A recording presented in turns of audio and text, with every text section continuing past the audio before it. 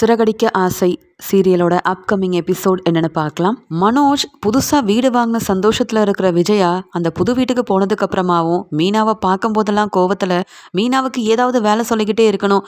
இந்த வீட்டில் மீனா சும்மா இருக்கவே கூடாது, எப்பயுமே அந்த வீட்டில் வீட்டு வேலை செஞ்ச மாதிரியே தான் இருக்கணும் அப்படின்னு சொல்லிட்டு மீனா காஃபி போட்டு தர முடியாதுன்னு சொல்லிட்டேன். ஆனால் நான் எந்த ரூமில் தங்கணும்னு பார்த்து அந்த ரூமெல்லாம் நல்லா நீட்டாக தொடச்சி நல்லா சுத்தம் செஞ்சிரு மீனா. அது மட்டும் இல்லாமல் ரோஹிணியும் மனோஜும் எங்கே தங்க போகிறாங்கன்னு கேட்டு அந்த ரூமையும் அப்படியே சுத்தம் செஞ்சிரு. நாளைக்கு இந்த வீட்டில் நல்லா பூஜை பண்ணணும். அதனால் பூஜை ரூமெல்லாம் பார்த்து எல்லா ஏற்பாடும் நீ தான் செய்யணும், சரியா? ஏன்னா இங்கே மனோஜ் ரோஹிணின்னு இவங்க வீடெல்லாம் வாங்கிட்டாங்க. ஆனால் இப்படி வீட்டு வேலையெல்லாம் செஞ்சு ரோஹிணிக்கும் பழக்கம் இல்லை, வீடை கவனித்து மனோஜுக்கும் பழக்கம் இல்லை. அதனால் நீ தான் இதெல்லாம் செய்யணும். அதுக்கப்புறமா ரோஹிணியை கவனிச்சல்ல, இந்த வீடை ஒன்று வாடகைக்கு விடுவா, அப்படி இல்லைன்னா வேற ஏதாவது ஏற்பாடு செஞ்சு இந்த வீடு மூலமாக வருமானம் வர மாதிரி ரோஹிணி செய்யணும்னு எதிர்பார்க்குறா. ரோஹிணி மாதிரி உன்னாலலாம் என்னைக்கும் நடந்துக்கவே முடியாது மீனா, அதனால தான் வீட்டு வேலை செய்ய சொல்கிறேன் அப்படின்னு சொல்கிறாங்க விஜயா. விஜயா முன்னாடி மீனா கண்கலங்கி அவமானப்பட்டு நிற்கிறத பார்த்துட்டு ரொம்ப சந்தோஷத்தில் சிரிச்சுக்கிட்டே இருக்கிறாங்க ரோஹிணியும் மனோஜும். இதை பார்த்த முத்துவும், அப்பா பார்த்தீங்களா, அம்மா அந்த வீட்டில் இருக்கும்போது தான் மீனாவை வீட்டு வேலை செய்ய சொல்லி ஏதாவது வேலை கொடுத்துக்கிட்டே இருப்பாங்கன்னா, இந்த புது வீட்டுக்கு வந்ததுக்கு அப்புறமாவும் என்னவோ மீனா இந்த வீட்டுக்கு வேலை செய்ய வந்த மாதிரியே பேசிகிட்டு இருக்காங்கப்பா. நாங்கள் இங்கே வேலைக்கு போகாமல் மனோஜ் கூப்பிட்டானேன்னு வந்திருக்கோம். இப்படியெல்லாம் பேசிகிட்டு இருந்தா அப்புறம் மீனாவை கூட்டிகிட்டு நான் கிளம்பிடுவேன்ப்பா. அம்மா தான் ஓவராக பேசுகிறாங்கன்னா இந்த மீனாவை அவமானப்படுத்தி இந்த பார்லலம்மாவும் எப்படி சிரிக்கிறாங்கன்னு பாருங்கப்பா. என்ன பார்லலம்மா, நீங்கள் வீடு வாங்குவீங்க, அதை சுத்தம் செய்கிறதுக்கு நான் மீனாவை கூட்டிகிட்டு வரணுமா? இதுக்காக தான் என்னையும் மீனாவையும் வர வச்சிங்களா என்ன? வேணும்னா உங்கள் மருமக ரோஹிணியை உங்கள் ரூமை சுத்தம் செய்ய வைங்க. ஆனால் தேவையில்லாமல் ஏதாவது மீனாவை வேலை வாங்கணும்னு நினச்சிங்கன்னா அவ்வளவுதாம்மா. நம்ம வீட்டு வேலை எல்லாத்தையும் மீனாதனமாக செஞ்சா இப்போ தனியாக வரணும்னு ஆசைப்பட்டு தானே இந்த பாலலமாவும் மனோஜும் புதுசாக வீடெல்லாம் வாங்கியிருக்காங்க. அப்போ இந்த வேலையெல்லாம் ரோஹிணி தானம்மா செய்யணும். மீனாவை எதுக்கு தேவையில்லாமல் பேசிகிட்டு இருக்கீங்க? மீனா, நீ 2 நாள் நல்லா ரெஸ்ட் எடு. அப்படி உனக்கு இங்கே இருக்க பிடிக்கலனா சொல்லு, நான் வெளியில் போகும்போது உன்னையும் கூட்டிகிட்டு போகிறேன். இங்கேருந்து வீட்டு வேலை செய்யணும்னு எந்த அவசியமும் இல்லை மீனா, நீ வா கிளம்பலான்னு சொல்லி முத்து மீனாவை அங்கே இருந்து கூட்டிகிட்டு போயிடுறாரு. இதை பார்த்த விஜயா சொல்கிறாங்க, ரோஹிணி எப்பெல்லாம் நம்மளுக்கு சமயம் கிடைக்குதோ இந்த மீனாவை அவமானப்படுத்திக்கிட்டே இருக்கணும், அதில் எனக்கு ஒரு சந்தோஷம். இந்த வீட்டுக்கு புதுசாக ஒரு பேரெல்லாம் வைக்கணும் அப்படின்னு இங்கே விஜயா, மனோஜ், ரோஹிணின்னு எல்லாருமே வீட்டுக்கு புது பேரெல்லாம் வச்சு எல்லா ஏற்பாடையுமே செஞ்சிட்ருக்காங்க. இதை பார்த்து அண்ணாமலை சொல்கிறாரு, பாத்தியா, பெரிய வீடை பார்த்த உடனே உங்கள் அம்மா விஜயா எவ்வளோ சந்தோஷமாக இருக்கான்னுட்டு. நம்ம வீட்டில் கூட இப்படி சந்தோஷமாக இருந்ததே இல்லை. எப்போ பார்த்தாலும் மீனா கிட்ட ஏதாவது பிரச்சனை செஞ்சுக்கிட்டே இருப்பா. பேசாமல் உங்கள் அம்மா வரலனாலும் பரவாயில்ல, மனோஜும் ரோஹிணியும் என்னைக்கு இந்த வீட்டுக்கு தண்ணி கொடுத்துன்னு வராங்களோ உங்கள் அம்மாவையும் அனுப்பிட வேண்டிதான் அப்படின்னு பேசிகிட்டு இருக்க. முத்து சொல்கிறாரு, அப்பா என்னதான் இவங்க எல்லாரும் சந்தோஷமாக இருந்தாலும் இந்த மனோஜ் பணம் கொடுத்தது தப்போன்னு தோணுதுப்பா. எனக்கு என்னவோ இந்த வீட்டு ஓனராக இருந்தவங்க மேலே ரொம்பவே சந்தேகமாக இருக்குது. அவங்கள பார்க்க இவ்வளோ பெரிய வீட்டு ஓனர் மாதிரியே இல்லைப்பா. இவங்கிட்ட இருந்து பணத்தை வாங்கிட்டு உடனே போயிடணும், எப்படியாவது இங்கேருந்து போயிடணும், யார்கிட்டையும் மாட்டிக்க கூடாதுன்ற மாதிரியே அந்த ஆள் முழிச்சிட்டு இருந்த மாதிரியே இருந்ததுப்பா. அவங்க திருன்னு முழிக்கிறத பார்த்த உடனே எனக்கு அவங்க வீட்டு ஓனர் மாதிரியே தெரியல. ஆனால் மனோஜும் இந்த பாலலமாவும் ரொம்பலப்பா நம்புகிறாங்க. கொஞ்சம் பணமாக அப்பா கொடுத்துருக்காங்க, 30 லட்ச ரூபாலப்பா கொடுத்துருக்காங்க. அதை பற்றி இந்த மனோஜ் பெருசாக நினைக்காம இருக்கலாம். என்ன இருந்தாலும் எனக்கு ஒரே சந்தேகமாக தான்ப்பா இருக்குது அப்படின்னு இங்கே முத்து அண்ணாமலை கிட்ட சொல்லிட்டு இருக்காரு. இங்கே ஸ்ருதி ரவி கிட்ட பேசிகிட்டு இருக்கும்போது ஸ்ருதி சொல்கிறாங்க, எனக்கு மீனாவை பார்க்க ரொம்பவே பாவமாக இருக்குது. விஜயாத்தை ஏன் தான் மீனாவை தான் மருமகளாக ஏற்றுக்க மாட்டேங்கிறாங்களோ தெரியல. இது ரோஹிணியோட வீடு, ஆனால் இந்த வீட்டுக்கு மீனா வந்ததுலேருந்தே ஒவ்வொரு வேலையாக சொல்லிட்டு இருக்காங்க உங்கள் அம்மா. என்னவோ இந்த வீட்டுக்கு வேலை செய்யவே மீனாவும் முத்துவும் வந்த மாதிரி உங்கள் அம்மா நினைக்கிறாங்க போல. நம்ம அண்ணாமலை அங்கிள் வீட்டில் இருக்கும்போது தான் மீனா நமக்காக சமைச்சு கொடுப்பாங்க, வீட்டு வேலை எல்லாத்தையுமே செஞ்சு நம்மளை நல்லபடியாக பார்த்துக்கிறாங்க. ரோஹிணி கூப்பிட்டு தானே நம்ம எல்லாரும் இங்கே வந்தோம். இது ரோஹிணியோட வீடு தானே, அப்போ ரோஹிணி தான் நம்மளை நல்லா கவனிச்சிக்கணும். ஆனால் இங்கே வந்ததுலேருந்து மீனா எவ்வளோ வேலை திறமை செய்கிறாங்க. அது மட்டும் இல்லை, விஜயா ஆண்டி வேணும்னே ஒவ்வொரு வேலையாக மீனா கிட்ட சொல்லிக்கிட்டே இருக்காங்க. மீனாவை பார்க்க எனக்கு அவ்வளோ மனசு வேதனையாக இருக்குது. நான் மட்டும் மீனா இடத்துல இருந்திருந்தேன், உங்கள் அம்மா பேசுகிற ஒவ்வொரு பேச்சுக்கும் சரியான பதில் கொடுத்துருப்பேன். என்னால் எந்த வீட்டு வேலையும் செய்ய முடியாதுன்னு சொல்லி எல்லா வேலையவும் உங்கள் அம்மாவை செய்ய விட்டுருப்பேன். ஆனால் மீனா ரொம்ப பாவம், ஏன் தான் உங்கள் அம்மா இப்படி நடந்துக்கிறாங்களோ தெரியலன்னு விஜயா மேலே உள்ள கோவத்தில் ரவி கிட்ட பேசிகிட்டு இருக்காங்க ஸ்ருதி. உடனே ரவியும், எங்கள் அம்மா செய்கிறது எதுவுமே சரியில்லைன்னு எனக்கு தெரியும், ஆனாலும் இதை யார் கேட்கணும், இங்கே ரோஹிணி அண்ணியும் மனோஜும் தானே சொல்லணும், அம்மா எங்கள் வீட்டுக்கு அவங்க வந்திருக்காங்கன்னுட்டு. ஆனால் அவங்க 2 பேரும் மீனா அண்ணி அழுகிறத பார்த்து சந்தோஷம்ல படுறாங்க. இப்படி இங்கே வந்ததுக்கு நம்ம வீட்டிலேயே இருந்திருக்கலாம் போல அப்படின்னு சொல்ல, இந்த ரோஹிணியும் உங்கள் அண்ணன் மனோஜும் கொஞ்சம் கூட மீனாவுக்கு மரியாதை தர மாட்டேங்கிறாங்க. அவங்கள அவமானப்படுத்திக்கிட்டே இருக்காங்க. என்னைக்காவது மீனா கோவத்தில் அவங்கள வெளுத்து வாங்க போகிறாங்க. அப்படி ஒரு நாள் வரணும் தான் நானும் எதிர்பார்த்துட்டு இருக்கேன் அப்படின்னு ஸ்ருதி மீனாவை பற்றி பேசிகிட்டு இருக்காங்க. அடுத்த நாள் முத்து அங்கே ஏற்கனவே ஜீவா ஃபோன் பண்ணி ஒரு இடத்துக்கு வர சொன்னதால் மீனா கிட்ட சொல்கிறாங்க, மீனா எனக்கு கண்டிப்பாக இந்த இடத்துக்கு போயாகணும். எனக்கு சவாரி வரதே பெருசு மீனா. ஜீவா மேடம் வேற வந்திருக்காங்க. இங்கே போனால் கொஞ்சம் நல்ல வருமானம் வரும். கண்டிப்பாக நான் இந்த சவாரிக்கு போகணும். நீ இங்கே இருக்கியா இல்லை உனக்கு ஏதாவது வேலை இருக்கா மீனான்னு சொல்ல, இங்கே இருந்தால் உங்கள் அம்மா சும்மா விட மாட்டாங்கங்க. என்னை ஏதாவது சொல்லி அவமானப்படுத்திக்கிட்டே இருக்காங்க. இங்கே இருக்கவே எனக்கு பிடிக்கல. என்னதான் உங்கள் அண்ணனும் ரோஹிணியும் பெரிய வீடு வாங்கியிருக்காங்க அப்படின்ற சந்தோஷம் எனக்கு இருந்தாலும் உங்கள் அண்ணனுக்காகவும் ரோஹிணிக்காகவும் இந்த வீட்டுக்கு என் வேலையெல்லாம் விட்டுட்டு வந்தேன். ஆனால் எவ்வளோ தான் நானும் பொறுமையாக இருக்க முடியும். பேசாமல் நானும் கிளம்பி வரேங்க. நான் எங்கள் அம்மா கடையிலையாவது போயிருக்கேன். அப்படி இல்லைன்னா எங்கள் அம்மாவுக்கு உதவி செய்கிறேன். கொஞ்சம் பூ வியாபாரம் பார்த்த மாதிரியும் இருக்கும். நீங்கள் வேலை முடிச்சுட்டு வரும்போது என்னை மறுபடியும் கூட்டிகிட்டு வாங்க. ஆனால் கண்டிப்பாக இந்த வீட்டில் நீங்கள் இல்லாமல் என்னால் இருக்க முடியாது அப்படின்னு சொல்லிடுறாங்க மீனா.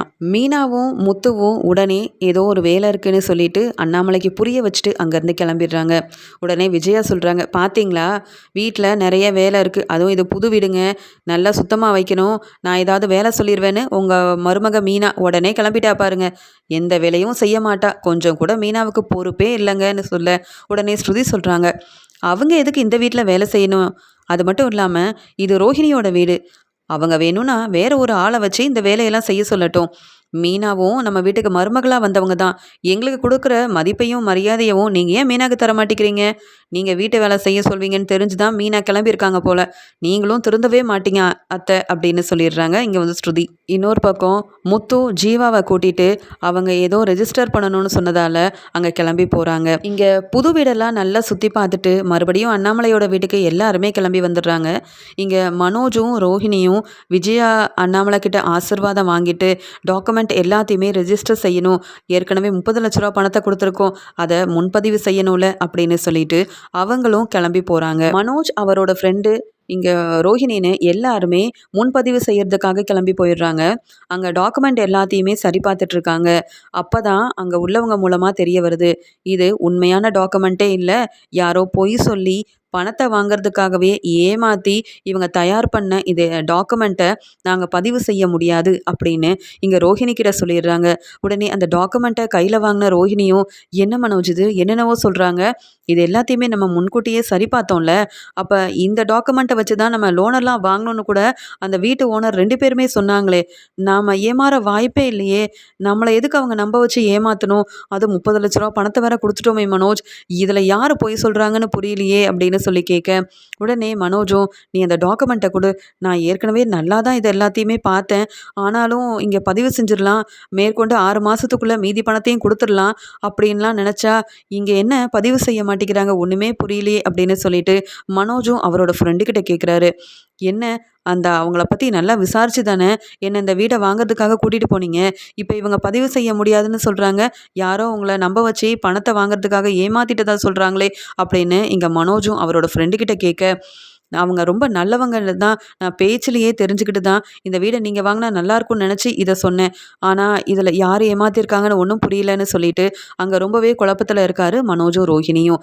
அந்த சமயம் இங்கே அதே ஆஃபீஸ்க்கு போன இங்கே ஜீவாவும் உள்ள மனோஜும் ரோஹிணியும் கையில் டாக்குமெண்ட்டோட நின்றுட்டு இருக்கிறத பார்த்துட்டு ரொம்பவே கோவமா, நான் யாரை பார்க்கக்கூடாதுன்னு நினச்சனோ அவங்கள பார்க்க வேண்டியதால இருக்குது, இவன்லாம் எதுக்கு இங்கே வந்தான்னு தெரியல அப்படின்னு மனோஜை பார்த்த கோவத்தில் திட்டிக்கிட்டே மறுபடியும் காருக்கு வந்துடுறாங்க.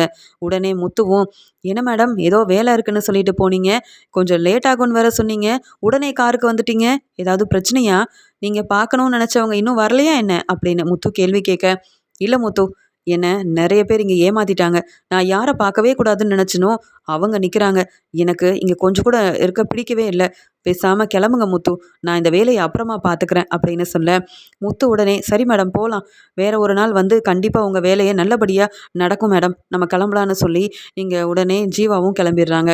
போகிற வழியில் முத்து கேட்குறாரு, என்ன மேடம் நீங்கள் யாரோ உங்களை ஏமாற்றிட்டாங்கன்னுலாம் சொல்கிறீங்களே, அப்படி யார் மேடம் உங்களை ஏமாத்துனது, என்ன மேடம் ஆச்சு, என் மேலே நம்பிக்கை இருந்தா என்ன நடந்ததுன்னு சொல்லுங்கள் மேடம் அப்படின்னு முத்து கேட்குறாரு. இன்னொரு பக்கம் மனோஜ் ரோஹிணி வச்சிருந்த டாக்குமெண்ட்டை பதிவு செய்யவே முடியாதுன்னு அங்கே இருந்தவங்க சொன்னதால் மனோஜும் ரோஹிணியும் இப்படி ஏமாந்து போயிட்டோமே, அப்புறம் அப்போ பணத்தை வாங்கிக்கிட்டு இந்த பொய்யான டாக்குமெண்ட்டை நம்ம கிட்ட கொடுத்து ஏமாத்திட்டாங்க போலயே, அக்கம் பக்கத்தில் விசாரிக்காம பெரிய வீடாக வாங்கினா போதும்னு நினச்சது பெரிய தப்பாக போச்சு, இவ்வளோ பணத்தை கொடுக்குற, நல்லா விசாரிச்சு தானே செய்கிறியா அப்படின்னு முத்து வேற கேள்வி கேட்டான்.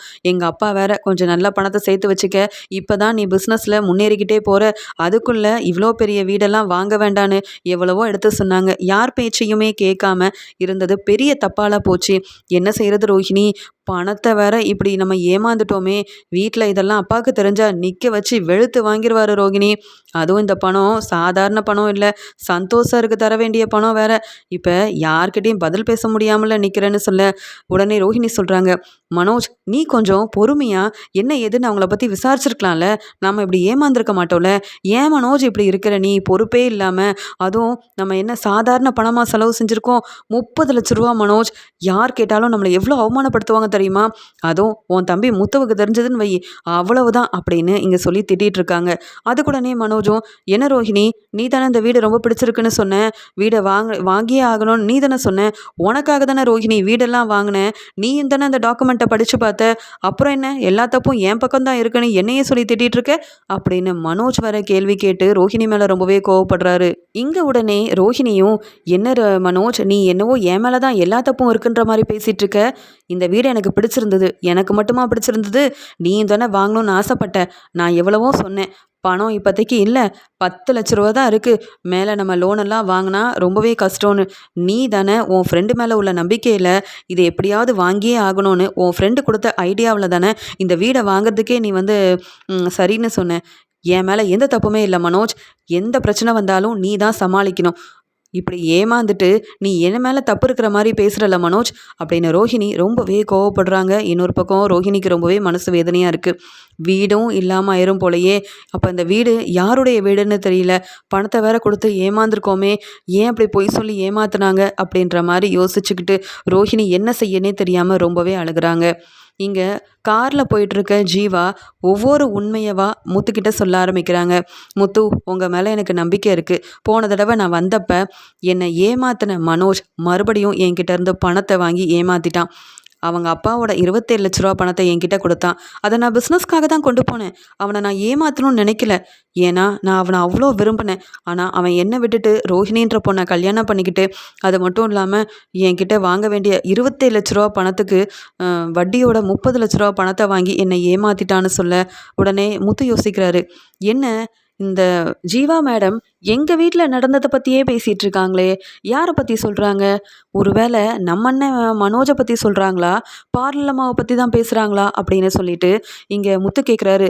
ஆமாம் மேடம், ஏதோ மனோஜ் அப்படின்லாம் சொன்னீங்களே, அவன் இப்போ என்ன செய்கிறான்னு தெரியுமான்னு கேட்க, அவனா என்னை ஏமாற்றி வாங்கின பணத்தை வச்சு இப்போ பெரிய பிஸ்னஸ்மேன் ஆகிட்டான், கடைலாம் வச்சுருக்கானா, அவன் ஒய்ஃப் கூட பார்லர் வச்சுருக்காங்க, பேர் ரோஹிணி அப்படின்னு தெளிவாக எல்லா உண்மையவும் இங்கே வந்து ஜீவா முத்துக்கிட்ட சொன்னதுக்கு அப்புறமா தான் தெரிய வருது, ஜீவா கிட்ட தான் நம்ம அப்பாவோட பணத்தை கொடுத்து இந்த மனோஜ் ஏமாந்துருக்கான், ஆனால் மறுபடியும் இவங்க கிட்ட இருந்து அப்பாவோட பணம் 30 லட்ச ரூபாயை வாங்கின உண்மையை வீட்டில் யார்கிட்டையுமே சொல்லாமல் மறைச்சிட்டானே இந்த மனோஜ், அவனுக்கு இருக்குது இன்னைக்கு, அதுவும் இந்த பார்லலம்மா தந்த ஐடியாவில் தான் இது எல்லாமே நடந்திருக்கும், அப்போ பார்லலம்மாவோட அப்பா ஒன்றும் இவங்களுக்கு பணம் அனுப்பிவிட்டு இந்த கடையை வைக்க சொல்லலை போல், ஏன் அப்பா பணத்தை எடுத்து இவன் பிஸ்னஸ் ஆரம்பித்து இவன் மட்டும் சந்தோஷமாக இருக்கணும், பணமே கிடைக்கல, இனி அந்த பணம் கிடைக்குமோ கிடைக்காதோன்னு கஷ்டப்பட்டு உழைச்ச எங்கள் அப்பா யோசிச்சுட்டு இருக்கணுமா அப்படின்னு உண்மையை இங்கே ஜீவா மூலமாக தெரிஞ்சுக்கிறாரு முத்து. வீட்டுக்கு ரோஹிணியும் மனோஜும் என்ன செய்யணும்னு தெரியாமல் ரொம்ப குழப்பத்தில் வராங்க, இப்படி ஏமாந்துட்டோமேன்னுட்டு. அந்த சமயம் விஜயா வந்து அண்ணாமலை கிட்ட சொல்கிறாங்க, ஏங்க மீனாவை கூப்பிடுங்க, இங்கே ஆரத்தி எடுக்க சொல்லணும், இங்கே புது வீடெல்லாம் வந்து ரெஜிஸ்டர் பண்ணிட்டுலங்க வந்திருக்காங்க அப்படின்னு சொல்லி விஜயா ரொம்பவே சந்தோஷத்தில் மீனாவை கூப்பிடுறாங்க. மீனா சீக்கிரமா வா மீனா, அங்கே கிச்சனில் எவ்வளோ வேலை இருந்தாலும் அதை அப்படியே வச்சுட்டு நீ முதல்ல வா. ரோஹிணியும் மனோஜும் வந்திருக்காங்க, எல்லாத்தையும் பதிவு செஞ்சுட்டு வந்திருக்காங்க. நீ முதல்ல வா, அவங்களுக்கு ஆரத்தை எடுத்து தான் வீட்டுக்குள்ளேயே கூப்பிடணும். நீ என்ன மீனா வீட்டு வேலையை செஞ்சுக்கிட்டே இருக்க, முதல்ல இவங்களுக்கு தர வேண்டிய மதிப்பு மரியாதையை முதல்ல நீ தர வேண்டாமா அப்படின்னு சொல்லி கூப்பிட. அத்தை நான் மட்டும்தான் தான் இருக்கேன் ஆரத்தி எடுக்கிறதுக்கு, நீங்களும் வரீங்களான்னு சொல்ல, நீ ஏன் எடு, என் பையனும் இந்த ரோஹிணியும் எவ்வளோ சந்தோஷமாக இருக்காங்க, அதை பார்க்க எனக்கு மனசே ரொம்ப குளிர்ந்து போயிருக்கு தெரியுமான்னு சொல்ல, இங்கே உடனே மீனாவும் ஆரத்தி எடுக்கிறாங்க. ஆனால் ரோஹிணியும் மனோஜும் சந்தோஷமாகவே இல்லை, ரொம்பவே அமைதியாக இருக்காங்க. இதை பார்த்துட்டு, ஆமாம் ரோஹிணி எல்லாம் பதிவு செஞ்சிட்டிங்களா, இன்னும் மேற்கொண்டு எவ்வளோ பணம் கொடுக்கணும், இது எல்லாத்தையுமே நீங்கள் செஞ்சிட்டிங்கல்ல, அது மட்டும் இல்லாமல் லோனெல்லாம் வாங்கணும்னு சொன்னீங்களேம்மா, வாங்கிடலாம், அந்த வீட்டுக்காக எவ்வளோ பணம் வேணாலும் செலவழிக்கலாம், வீடு அவ்வளோ அழகாக இருக்குதுமா, எனக்கு அந்த வீட்டில் இருக்கணும் போலயே இருக்குது. மனோஜ் பேசாமல் இந்த வீட்டில் இருக்க வேண்டாண்டா, அந்த வீட்டுக்கே போயிடலாண்டான்னு சொல்ல, உடனே ரோஹிணி சொல்கிறாங்க, அத்தை அந்த வீட்டுக்கெலாம் இனி போக முடியாது போல் அப்படின்னு சொல்லும்போது, என்னம்மா ரோஹிணி 2 நாள் அந்த வீட்டில் இருந்துட்டு வந்ததுக்கப்புறமா எனக்கு இந்த வீட்டில் இருக்க கொஞ்சம் கூட பிடிக்கலம்மா, ரொம்ப சின்ன வீடாக இருக்குது, அதுவும் மீனா சமைக்கிற சாப்பாடை சாப்பிட்டு சாப்பிட்டு ஒரு மாதிரி இருக்குது. நம்ம அங்கே போன உடனே நல்லா சமைக்கிற ஒரு ஆளாக பார்த்து நீ முதல்ல அங்கே எல்லா ஏற்பாடையும் செஞ்சிருமா, நம்ம அந்த வீட்டுக்கு போயிடலாம். ஏங்க நீங்கள் வரீங்கன்னா வாங்க, இல்லைனா நான் ரோஹிணி மனோஜ் 3 பேரும் அந்த வீட்டுக்கே போயிடுவோங்க அப்படின்னு சொல்லி ரொம்ப சந்தோஷமாக பேசிகிட்டு இருக்காங்க. உடனே ரோஹிணி அழ ஆரம்பிக்கிறாங்க. இங்கே உடனே மனோஜும், அம்மா அதான் ரோஹிணி சொல்கிறாள் அந்த வீட்டுக்கு போக முடியாதுமா அப்படின்னு சொல்ல, ஏண்டா அந்த வீட்டுக்கு ஏன் போக முடியாது, வேறு யாராவது வாடகைக்கு வர போகிறாங்களா, இல்லை அதை வச்சு ஏதோ பணத்தெல்லாம் வாங்கலான்லாம் சொன்னீங்களே அப்படின்னு சொல்லி கேட்க, அது நம்ம வீடே இல்லைம்மா, நம்மளை ஏமாற்றிட்டாங்கம்மா, அந்த வீட்டு ஓனர்னு சொல்லி நம்மக்கிட்ட 30 லட்ச ரூபா பணத்தை வாங்கினாங்கல்ல, அவங்க 2 பேரும் பொய் சொல்லி ஏமாற்றிட்டாங்கம்மா, அவங்க அந்த வீட்டில் வாடகைக்கு இருந்தவங்கம்மா, இது தெரியாமல் நான் நம்பி ஒன்றும் விசாரிக்காமல் 30 லட்ச ரூபா பணத்தை கொடுத்து ஏமாந்துட்டோம்மா, அப்புறம் எப்படிம்மா அந்த வீட்டுக்கு போகிறது, அந்த வீடு ஒன்றும் என் சொந்த வீடு இல்லைம்மா, பணத்தை கொடுத்து ஏமாந்துட்டேன், அந்த வீட்டுக்கு சொந்தக்காரங்களே வேற ஒருத்தவங்களாம், நல்லா விசாரிச்சிட்டோம், டாக்குமெண்ட்டை பதிவு செய்யலான்னு போன இடத்துல தான் எங்களுக்கு தெளிவாக புரிய வச்சாங்க, நாங்கள் ஏமாந்துட்டோம் அப்படின்றதே அவங்க சொல்லிதாம்மா எனக்கு தெரிய வந்ததுன்னு சொல்ல, விஜயாவுக்கு ஒன்றுமே புரியல, தலையெல்லாம் சுற்றுது. என்ன மனோஜ் சொல்கிற, அவ்வளோ பெரிய வீட்டில் 2 நாள் இருந்தோமேடா, அப்போ கூடவா நீங்கள் விசாரிக்கல, நல்லா படித்தவங்க தானே, டாக்குமெண்ட்டை ஒழுங்காக நீங்கள் சரி பார்க்கலையாடா, என்னடா சொல்கிற, அந்த வீடு எனக்கு ரொம்ப பிடிச்சிருந்ததே, அதுவும் 30 லட்ச ரூபா பணத்தை 2 பேருமா ஏமாந்துட்டீங்கன்னு சொல்லி அவ்வளோ நேரம் ரொம்பவே சந்தோஷமாக இருந்த விஜயா பதில் பேச முடியாமல் ரோஹிணி கூட சேர்ந்து விஜயாவும் அழ ஆரம்பிக்கிறாங்க. இதை பார்த்துட்டது உடனே மீனா சொல்கிறாங்க, அத்தை இதுக்கு தானே என் வீட்டுக்காரர் முன்னாடியே சொன்னார், அவங்க 2 பேரையும் பார்க்க வீட்டு ஓனர் மாதிரியே தெரியல, பணத்தை கொடுத்து ஏமாந்துடாதீங்கன்னுட்டு, ஆனால் நீங்கள் என்னவோ நீங்கள் படிக்காத நீங்கள்லாம் இதை பற்றி பேச வேண்டாம், உங்களுக்கு நாங்கள் வீடு வாங்கிட்டோமேனு பொறாமையில் தானே இப்படி பேசுகிறீங்கன்னு என் வீட்டுக்காரரையும் என்னையும் நிற்க வச்சு கேள்வி கேட்டு, எங்களுக்கு என்னவோ சம்பாதிக்க தெரியாது, சரியான வேலை இல்லைன்னுட்டு அவமானப்படுத்துனீங்களே, நாங்கள் யாரையும் ஏமாத்துனதும் இல்லை, யாரும் எங்களை ஏமாத்துனதும் கிடையாது. அப்படி இருக்கும்போது தெளிவாக யோசிக்கிற நாங்கள் சொன்னதை நீங்கள் கேட்கல, ரொம்ப படித்த நீங்கள் தானே இப்போ ஏமாந்து வந்து நிற்கிறீங்க, என் வீட்டுக்காரர் சொன்னதில் என்ன பெரிய தப்புன்னு அந்த பேச்சு பேசுனீங்க. அப்போ ஏன் ரோஹிணி நீங்கள் படிச்சிருக்கீங்க, இதே மாதிரி உங்களுக்கு பெரிய வீடெல்லாம் இருக்குது, ரொம்ப தெளிவாக வேற இருக்கீங்க, அப்படி இருக்கும்போது டாக்குமெண்ட்டை கூடவா ஒழுங்காக படித்து பார்க்கல, இல்லை அக்கம் பக்கத்தில் விசாரிக்கல, அதுவும் அந்த வீட்டில் வாடகைக்கு இருந்தவங்க கிட்டேயே 30 லட்ச ரூபா பணத்தை கொடுத்து அவங்க தான் வீட்டு ஓனர்னு வேற நம்பியிருக்கீங்களே, உங்களெல்லாம் என்ன சொல்கிறது, நீங்கள் படிச்சிருந்தும் புத்திசாலித்தனமாக நடந்துக்காம இப்படி இருந்திருக்கிறீங்களே ரோஹிணி, இதுக்கு நாங்கள் எவ்வளவோ பரவாயில்ல, மாடியில் வீடு கட்டலைனாலும் எங்களுக்கு ஏற்ற மாதிரி சம்பாதிச்சு கொஞ்சம் கொஞ்சமாக பணத்தை சேர்த்து எங்களால் முடிகிறப்ப மாடியில் ரூம் கட்டுவோம், ஆனால் நீங்கள் அப்படி இல்லை, கடனை வாங்கியாவது மற்றவங்க முன்னாடி ரொம்ப மதிப்பாக மரியாதையாக இருக்கணும்னு இவ்வளோ வீண் செலவு செஞ்சு இப்போ அவமானப்பட்டு ஏமாந்து தலை குனிஞ்சு நின்று அழுதுட்ருக்கீங்களே, இதுக்கு நாங்கள் பரவாயில்ல ரோஹிணி, எங்களெல்லாம் நீங்கள் அவமானப்படுத்த உங்களுக்கு தான் முதல்ல தகுதி இல்லை. அத்தை வந்த உடனே ஆரத்தி எடுக்கணும்னு சொன்னீங்க, அதெல்லாம் சரிதான், இப்போ என்னாச்சுன்னு பார்த்தீங்களா, அந்த புது வீட்டில் நான் என்னவோ வேலை செய்யணும்னு அந்த பேச்சு பேசி திட்டினீங்களே, முதல்ல உங்கள் மருமக ரோஹிணியே இந்த வீட்டில் வீட்டு வேலை செய்ய வைங்க, அவங்களுக்கு அந்த வீடெல்லாம் சொந்தம் கிடையாது, இதுதான் அவங்களோட வீடு, பெரிய வீடை பார்த்த உடனே இந்த வீட்டில் இருக்க பிடிக்கலன்னு சொன்னீங்களே, நீங்கள்லாம் எப்போ தான் திருந்துவீங்களோ தெரியல அத்தை, ரொம்ப பணத்து மேலே ஆசை இருக்கக்கூடாது, இருக்கிற பணத்தை வச்சு சந்தோஷமாக இருக்கணுமே தவிர்த்து இப்படி ரொம்ப ஆசைப்பட்டா இப்படி தான் நடக்கும் அப்படின்னு மீனா ரொம்பவே கோவமா மனோஜ், ரோஹிணி, விஜயான்னு 3 பேரும் அழுதுட்டு இருக்கும்போது நிற்க வச்சு இதுதான் சரியான சமயம், இவ்வளோ நேரம் இவ்வளோ நாள் என்ன அவமானப்படுத்தினவங்க இன்னைக்கு அவமானப்பட்டு நிற்கிற இதை பார்க்கும்போதே சந்தோஷமாக தான் இருக்குன்னு சொல்லி வெளுத்து வாங்கிட்டு இருக்காங்க மீனா. இதுக்கிடையில் ஜீவா சொன்ன உண்மை எல்லாத்தையும் தெரிஞ்சுக்கிட்ட முத்துவும் உடனே வீட்டுக்கு கிளம்பி வர, வீட்டுக்கு வந்த உடனே அண்ணாமலை கிட்ட அந்த 30 லட்ச ரூபா பணத்தை பற்றின உண்மையை சொல்லிடுறாரு. அதனால அண்ணாமலை ரோஹிணியை வெளுத்து வாங்குறாங்க. ஏமா ரோஹிணி, உன் அத்தை எப்பயுமே உன்னை ரொம்ப பெரிய பணக்கார வீட்டு பொண்ணு, அதுவும் வெளியூர்லலாம் நல்லா படிச்சுட்டு வந்திருக்கா, மலேசியாவிலேருந்து வந்த பொண்ணு ஏமாந்துருவாளா அப்படின்னு உன்னை பெருமையாக பேசுவாளேம்மா. ஆனால் நீ குடும்பத்தை ஏமாத்தின பத்தியா? என் பணத்தை எடுத்து மனோஜுக்கு கடையெல்லாம் ஆரம்பிச்சு கொடுத்து என்னை ஏமாத்தினேன். இப்போ நீங்கள் பெருசாக வீடு வாங்குறதா சொல்லி பெருமையாக பேசிக்கிட்டு ஏமாந்து போய் நிற்கிறீங்க. என் பணம் மட்டும் எனக்கு திரும்பி வரலன்னு வச்சுக்கோங்க, உங்கள் 2 பேரையும் இந்த வீட்டில் இருக்க நான் விடவே மாட்டேன் அப்படின்னு மீனா வெளுத்து வாங்கினது மட்டும் இல்லாமல் அண்ணாமலை கோவத்தில் இங்கே ரோஹிணி முன்னாடியே மனோஜை பலார் பலார்னு வச்சு அவமானப்படுத்துறாரு. அது மட்டும் இல்லாமல் இப்படி பணத்தை எடுத்துகிட்டு போய் எங்களை ஏமாத்தின ரோஹிணிக்கும் மனோஜுக்கும் இது வேணும் தான், இதுக்கு மேலேயும் இவங்க அவமானப்பட்டு தான் நிற்க போகிறாங்க அப்படின்னு சொல்லி முத்துவும் திட்டிக்கிட்டே இருக்காரு. உண்மை தெரிஞ்ச மீனா உடனே விஜயா கிட்ட சொல்கிறாங்க, அத்தை இந்த வீட்டில் உள்ள பணம் 27 லட்ச ரூபாய் எடுத்துகிட்டு போய் உங்கள் பையன் ஏமாந்தது மட்டும் இல்லாமல் பணம் கிடைச்சதுக்கு அப்புறமும் ரோஹிணியும் மனோஜும் இந்த உண்மையை யார்கிட்டையும் சொல்லாமல் மறைச்சிருக்காங்க. இனி வீட்டு வேலையை நான் செய்ய மாட்டேன். என்னைக்கு 30 லட்ச ரூபா பணத்தையும் அண்ணாமலை மாமாவோட பணத்தை திருப்பி தராங்களோ அது வரைக்கும் ரோஹிணி தான் வீட்டு வேலை எல்லாத்தையும் செய்யணும். அடுத்தவங்களை ஏமாத்தினவங்களோட நிலைமை இப்படி தான் ஆகும்னு ரோஹிணிக்கும் உங்கள் பையன் மனோஜுக்கும் நல்லாவே புரியணும். அதனால் இனி வீட்டு வேலை எல்லாத்தையும் உங்கள் பையன் மனோஜை செய்ய சொல்லுங்கள், இல்லை ரோஹிணியை செய்ய சொல்லுங்கள். அதை விட்டுட்டு வீட்டு வேலையை செய் மீனான்னு ஏதாவது என்ன பேசுனீங்க அப்புறம் அத்தைன்னு கூட பார்க்க மாட்டேன். இத்தனை நாள் உங்களை என் அம்மா மாதிரி நினச்சி மரியாதை கொடுத்துட்டு இருந்தேன். ஆனால் இனி அந்த மரியாதை உங்களுக்கு கிடைக்காததை பார்த்து நடந்துக்கோங்க. ரோஹிணி, 30 லட்ச ரூபா பணத்தை வாங்கி ஏமாத்திருக்கீங்கல்ல, சீக்கிரமாகவே பணத்தை திருப்பி கொடுங்க, இல்லைன்னா நீங்கள் இந்த வீட்டில் இருக்கவே முடியாது அப்படின்னு மீனா ரொம்பவே கோவமாக சொல்ல, இதை கேட்டு இந்த மீனாலாம் நம்மளை இப்படி பேசுகிறாளே அப்படின்னு மீனா முன்னாடி முத்து முன்னாடி அவமானப்பட்டு தலை குனிஞ்சு அழுதுகிட்டே நிற்கிறாங்க விஜயா, மனோஜ், ரோஹிணின்னு எல்லாருமே.